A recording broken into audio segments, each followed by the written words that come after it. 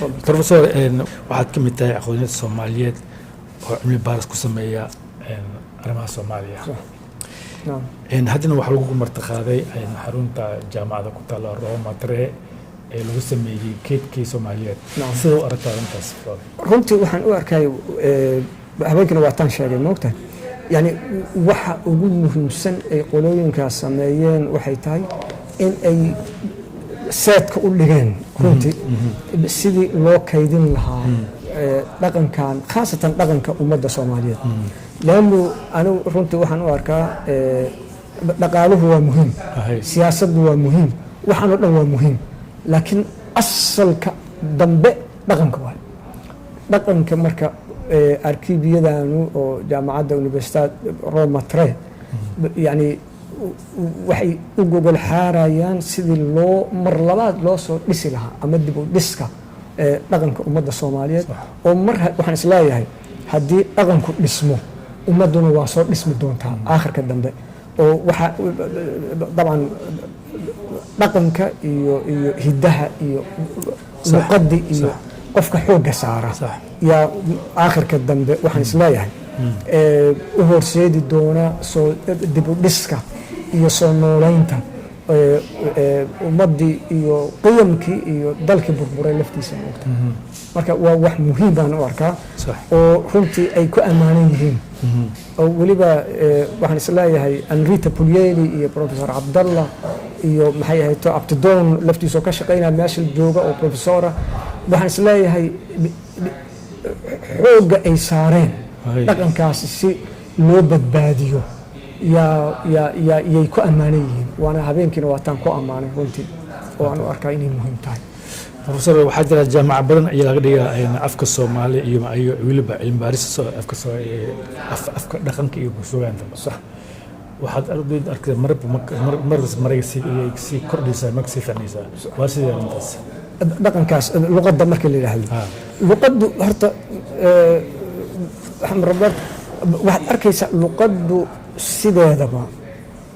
waa tii hore aan u sheegnay waa wax nool oo dynamic ah oo maxay ahayto aan weligeed aan laannu mar alla marka luqaddu ay noqoto wax static ah oo aan taxarukaad iyo wax samaynayn waa luqad dhimatay waxaad arkaysaa marka inta anigu aan arkayo wuxuu yiri nin filosof oo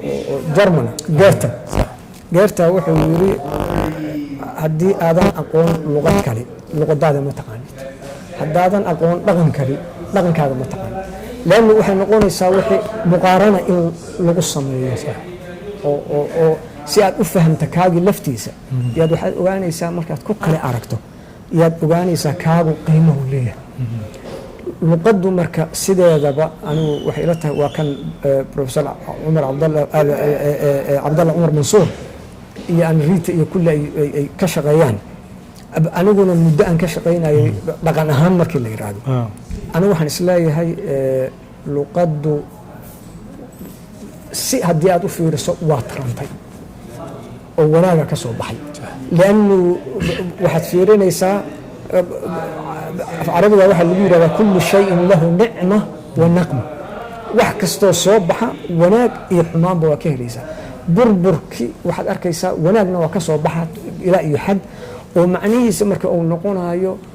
مثلا رقمات كلي عن العقون لقدي لهجوي بدن أو عن العقون كلمات لفتيسة أو عن كجر مثلا lahjadii dawladda u ahayd salka oo meelo badan laga keeno waxaad arkaysaa runtii yani taxarukaadka ay samaynayso ugu dambeyntii waxaa jira waalidiinta Soomaaliyeed ee ku nool qurbaha ku nool sax ama noqotay yani markaa sax caruurta markay aadan iskuulada aadan luqadii oo waxa loo soo qoraa oo sax ah sax marka uu guri yimaadana waalidiintii luqadii asiga oo loo soo qoray mid ka dadisay ku hadlay Soomaaliland in afka ajnabiga ahayn dadkaas oo kale maxaa xal ah runta Roberto mushkilad weyn oo meel kastoo Soomaalidu ay joogto ay qabto maadaama ummaddu waalidku uusan aqoon luqadda markaas maxalliga u ah waddanka ay yimaadeen inta badan dad yaqaano waa jiraan mushkiladdu marka waxaan isleeyahay anigu berigii soomaaliya aan joognay waa tii iskoolaadka seeraalaha iyo wax la samayn jiray iyo xataa meelo yaraho dadka wax lagu barbara moogtahay marka waxa horta ugu muhiimsan waxay tahay waalidku inaysan ka xishoon waxbarashada oo wuxuu yiri ninaa waxaa lagu yiri beri niyahu waxaa lagaa rabaa inaad iskool aado oo muxuu ahaa Mahatma Gandhi yaa mid wuxuu ku yiri waxaa lagaa doonaya inaad iskool tagto markaasuu yiri iskoolkan tagay muxuu yahay waa 60 sano jiraa waa ii dhamaatayba markaasuu wuxuu yiri laakiin 10 sano hadda dhiman haddaad noolaato hadhow marka waxaad noqonaysaa 70 jir dabaal ah oo aan cilmi lahayn ama 70 jir cilmi lahaad noqonaysa adigu yaa kuu roon moogta marka waalidku laftooda inay gartaan ilmahooda awood ilmahooda ma ogtahay in ay iskuulaadka seeraalaha oo kaleeto iyo meelaha afafka lagu barto oo ay isku taxallujiyaan liannu canugu markuu arko waalidkiis oo wax baranaya isaguna runtii waa ku khasbanaha inuu wax barto runtii waa ku khasbanaha yani waxaad arkaysaa maraykankaas iyo meelo badan oo kaleeto waxaad arkaysaa runtii waalidkii oo waana fahmi karaaho moogtahay waddan soo burburay qof da-ahoo soo gashay qurbahani oo luqadiina aan ku hadli jirin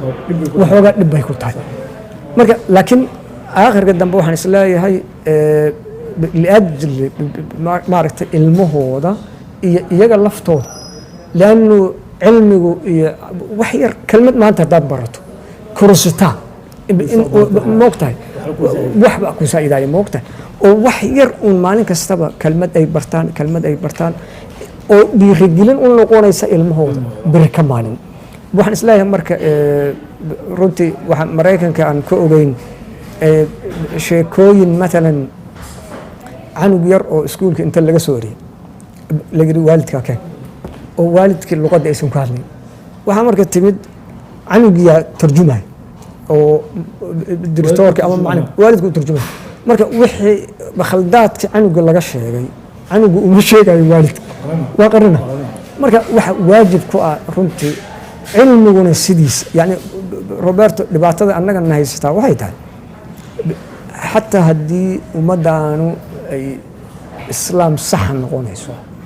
dadku waa muslim layskuma hayo laakiin waxaa muhiim noqonayso dhaqan islaam inaad yeelata moogta اطلبوا العلم ولو كان في السن نبقى هنا